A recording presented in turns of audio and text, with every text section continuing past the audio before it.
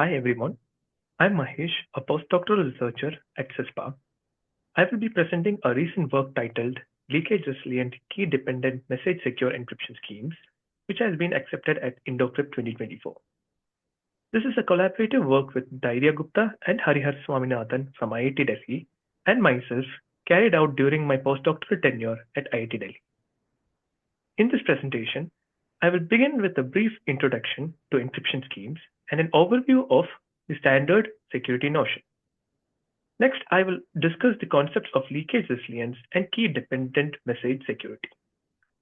Following this, I will introduce the leakage-resilient key-dependent message security game, present a separation result, highlight our constructions and amplification results, and conclude the talk by outlining some open problems. Let's begin with an introduction to encryption schemes. Consider the following scenario. Alice and Bob wants to communicate securely. Bob has a secret message that he wishes to send to Alice over an insecure communication channel. In this setting, an attacker Eve can intercept all messages passing through the channel. An encryption scheme enables secure communication by allowing the encryptor and decryptor to use keys. Encryption of a message is analogous to locking it in a box, using a key and sending the box through the channel. Once the decryptor receives the box, they use the key to unlock it and retrieve the message. Encryption schemes can be broadly divided into two types. Secret key encryption scheme, where both the encryptor and the decryptor share the same secret key and must be kept private. Public key encryption scheme, where the encryptor uses a public key which is accessible to everyone, including the attacker. The decryptor, on the other hand, uses the corresponding secret key, which must remain private. Every encryption scheme consists of three algorithms. The setup algorithms generate the necessary keys. In the secret key setting, it will generate only the secret key, whereas in the public key setting, it will generate the public key and the secret key. The encryption algorithm takes as input a key and a message as input and produces a ciphertext. The decryption algorithm takes as input a secret key and a ciphertext and output either the original message or an error symbol. The security of a public key encryption scheme lies in ensuring that even if an adversary intercepts the ciphertext and has access to the public key, they cannot deduce anything meaningful information about the encrypted message. Let us look at a brief history of encryption schemes.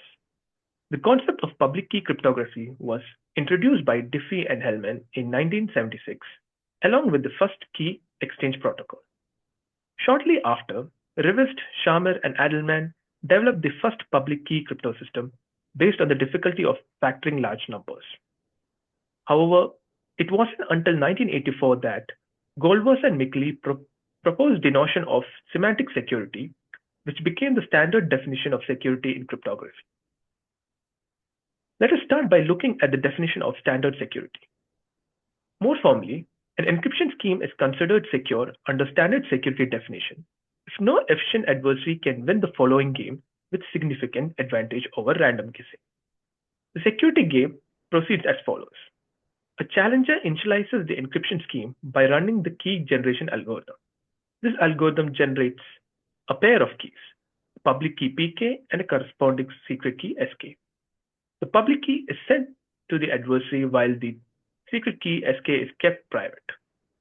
After analyzing the public key, the adversary selects two plain messages, M0 and M1 of its choice, and sends them to the challenger. The challenger randomly selects a bit. It encrypts the chosen message MB using the public key to produce a ciphertext C. The ciphertext C is then sent back to the adversary. The adversary analyzes the challenge ciphertext C along with any other information it has, such as the public key PK, and attempts to guess the value of P. It outputs a bit B dash. The adversary wins the game if its guess B dash matches the actual bit P. We say that the encryption scheme has standard security if for any efficient adversary, The probability of correctly guessing is at most half plus a negligible function in the security parameter. Beyond the standard security notion, various advanced security notions have been extensively studied. Chosen ciphertext attack security is an extension of standard security model where the adversary is granted access to the decryption oracle, allowing it to decrypt ciphertext of its choice, excluding the challenge ciphertext. Non-malleability security ensures that an adversary cannot modify a ciphertext to produce another valid ciphertext that decrypts to a related message. Leakage-Resilience extends the standard security game by allowing the adversary to access partial information about the secret key while still being unable to compromise the scheme. Key-dependent message security guarantees that an adversary cannot distinguish between an encryption of 0 and the encryption of a function applied to the secret key. Selective opening security addresses scenarios where an adversary may selectively open certain ciphertext and still be unable to infer information about unopened ciphertext. Incompressibility focuses on ensuring that encrypted data cannot be compressed significantly without compromising security. In this presentation, we will focus on leakage resilience and key-dependent message security. Observe that standard security relies on a critical assumption. The encryption scheme's secret key remains completely inaccessible to the attacker. This assumption is foundation to the security guarantees of most cryptographic primitives. But what if this assumption is violated? In practice, this assumption may not always hold true. Attackers can exploit vulnerabilities in hardware, software, or human practices to gain partial or full access to the secret key. Such leakages often occur through side channel attacks, where adversaries extract sensitive information by observing temperature fluctuations, fan speed, power consumption, or electromagnetic emissions. Let us now formally look into the definition of leakage-resilient security game. The security game proceeds as follows. A challenger initializes the encryption scheme by running the key generation algorithm. The public key is sent to the adversary while the secret key is kept secret. After analyzing the public key, the adversary sends a function f to the challenger. The challenger responds with f of sk, that is, the function evaluated on sk. An important constraint that f must satisfy is that the size of the output must be bounded by a parameter s, which is less than the size of the secret key. Otherwise, the adversary can trivially win by obtaining the entire secret key. The adversary selects two plaintext messages, M0 and M1 of its choice, and sends them to the challenger. The challenger randomly selects a bit B. It encrypts the chosen message MB using the public key to generate a ciphertext C. The ciphertext is then sent to the adversary. The adversary analyzes the challenge ciphertext C along with any other information and attempts to guess the value of B. It outputs a bit B' as its guess. A few major works in the leakage resilience cryptography are as follows. Kennedy et al. And Dordis et al. Provided constructions where F outputs bits of the secret key. Subsequent works such as Zymboski, DiCrescenzo et al. And Acavia et al. Extended this to consider arbitrary functions F. Additional contributions in this area include works by Dordis et al., Brakerski et al., and many more. Let us now formally look into the definition of key-dependent message security game. In this game, the challenger initializes the encryption scheme and sends the public key to the adversary. After analyzing the public key, the adversary sends a function, f, from a particular class of function. The challenger randomly selects a bit b. If the bit b is equal to 0, it sets c as an encryption of all zeros message. Else it will set c as an encryption of f of s. The ciphertext c is then sent back to the adversary. The adversary sends back its guess b' and wins the game if b' is equal to b. Several important classes of functions have been studied in the context of key-dependent message security. Circular. These are functions of the form fi on x1, etc. up to xn gives us output xi. That is, the output corresponds to one of the input components. Projection. Functions where each output bit depends on at most one input bit. Affine. Functions that can be represented as f of x equal to mx plus b, where m is a matrix and b is a vector. Circuits. Functions that can be described by circuits with a fixed size bound S.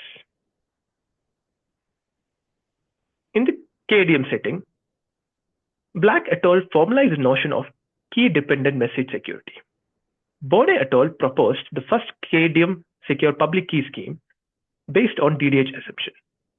Later, Applebaum and et al. Constructed a KDM secure PK scheme using LWE assumption. And there are many more works in this field. Let us now look into the definition of leakage-resilient key-dependent message security. The game proceeds as follows. The challenger generates a public key and a secret key and sends the public key to the adversary. After analyzing public key, the adversary sends a function h to the challenger. The challenger responds with h of sk. The adversary sends a function from a particular function class to the challenger. The challenger randomly selects a bit b. If the bit b is equal to 0, it will set C as an encryption of 0, else it will set C as an encryption of f of s, k. The ciphertext C is then sent back to the adversary. The adversary outputs the bit b dash as its guess.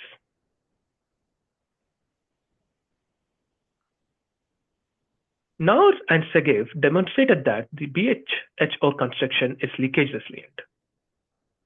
Brzezinski and Goldwasser schemes that are both LR and KDM secure based on QR and DCR assumptions.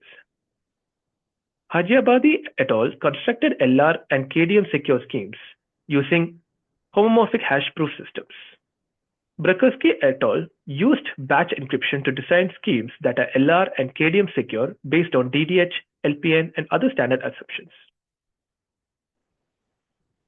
Dodis et al. Introduced CS plus LR security, a stronger security notion than LR-KDM, and used it to construct updatable public key encryption schemes. Now I will present a separation result.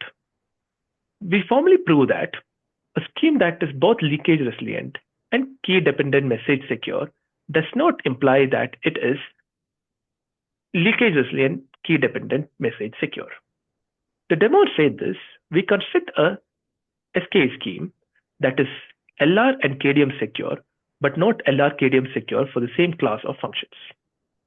Our construction starts with an SK scheme denoted SK dash, which is LR and circular KDM secure. Recall that circular KDM means that the function outputs one of its input. In this case, we consider a single input making the function the identity.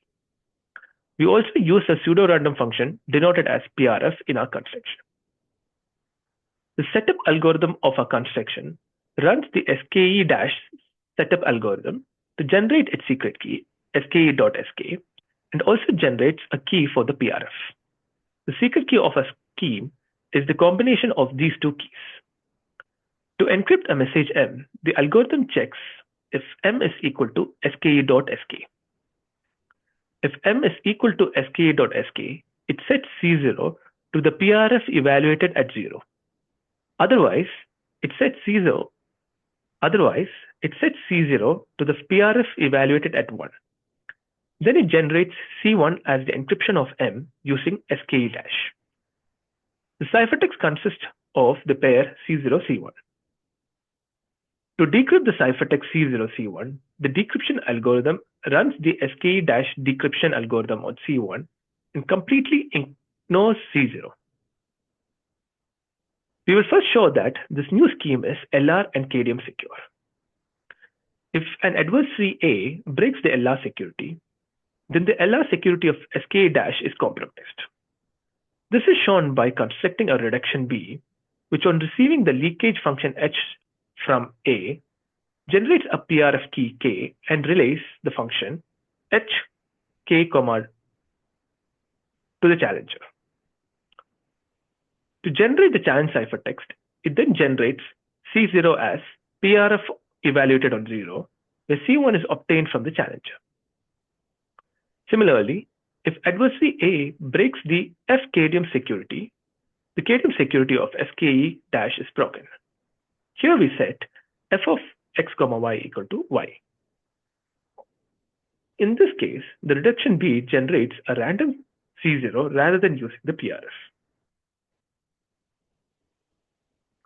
We will now show that the scheme is not LR-KDM. This easily follows from the fact that a PRF key is short. For example, consider the GGM construction where the size of the secret key depends on the security parameter only. Therefore, an adversary can leak the entire key K in the leakage phase and use this K can check whether C0 is the PRF evaluation on 0 or not, thereby breaking the security. We will now focus on the constructions and amplification results of our work. We in 2016 demonstrated that homomorphic HPF yields KDM secure schemes. We defined LR homomorphic HPF and constructed LR-KDM secure schemes, which we believe will be of independent interest. Additionally, we also showed that the batch encryption schemes are also LR-KDM secure. Water and Wicks showed that PKE combined with the existence of circular KDM SKE gives circuit KDM PKE. Applebaum showed that projective KDM PKE, when combined with garbled circuits, implies circuit KDM PKE. We showed that these results can also be applied in the LR-KDM setting. Due to time constraint, I won't go into the details of these results. For future work, we plan to explore multi-key LR-KDM security, where the adversary interacts with multiple pairs of public secret keys. We also aim to investigate LR-KDM security under chosen ciphertext attack. Additionally, we are interested in studying LR-KDM security in advanced primitives such as IBE and ABE. This concludes my talk. Thank you for your patience.